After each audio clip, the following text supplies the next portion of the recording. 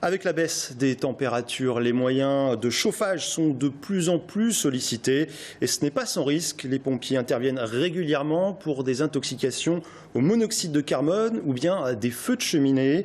Alors comment éviter l'accident? Quels sont les bons réflexes à adopter? On en parle avec notre invité ce soir, le commandant Éric Foussard. Bonsoir. Bonsoir. Alors vous êtes en charge de la prévention en Indre-et-Loire, prévention des risques. Je le disais, 6000 personnes chaque année sont victimes d'intoxication au monoxyde de carbone. D'où ça vient ce monoxyde et pourquoi c'est si dangereux? Alors effectivement, déjà, c'est connaître l'origine de ce gaz.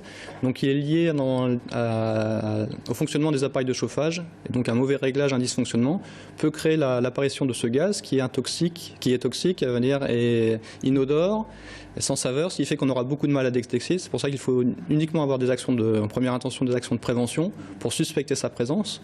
Donc les premiers symptômes sont les maux de tête, qui peuvent après, dans les cas les plus importants, ensuite évoluer sur des vomissements, des nausées, et puis après des déséquilibres, perte de connaissance, voire jusqu'après coma et voire éventuellement un décès. Alors maux de tête persistants, qu'est-ce qu'il faut faire dès les premiers symptômes? Voilà, donc en présence de ces symptômes, et si vous avez un appareil de chauffage à combustion, c'est envisager effectivement l'intoxication au monoxyde de carbone.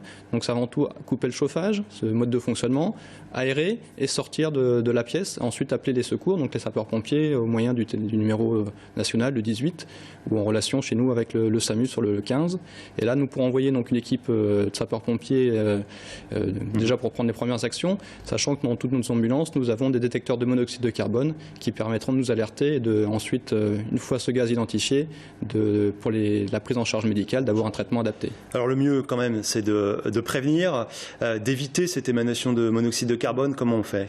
Donc déjà, tous les appareils de chauffage, si on regarde la notice, il est bien précisé qu'il doit y avoir un entretien, donc un entretien régulier par un technicien compétent. Donc la règle, c'est en général un entretien annuel et puis sans oublier le ramonage des conduits, puisqu'en plus du risque d'intoxication, le risque d'incendie n'est pas à négliger. Ouais. Voilà, donc bien nettoyer ces conduits. Donc ça, c'est la partie maintenance. On ne calfeutre pas les arrivées d'air, les ventilations, de manière à ce que la combustion puisse être efficace. Donc une fois qu'on a ce fonctionnement et qu'on suit l'utilisation normale de l'appareil, il n'y a pas de souci.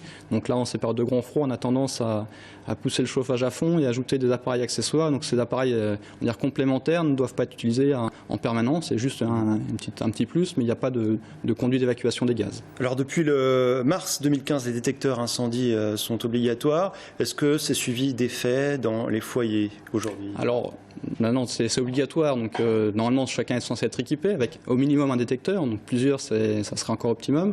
Et donc dans le cadre présent du monoxyde de carbone, donc ces détecteurs ne détecteront pas le monoxyde de carbone, ne détectent que la fumée.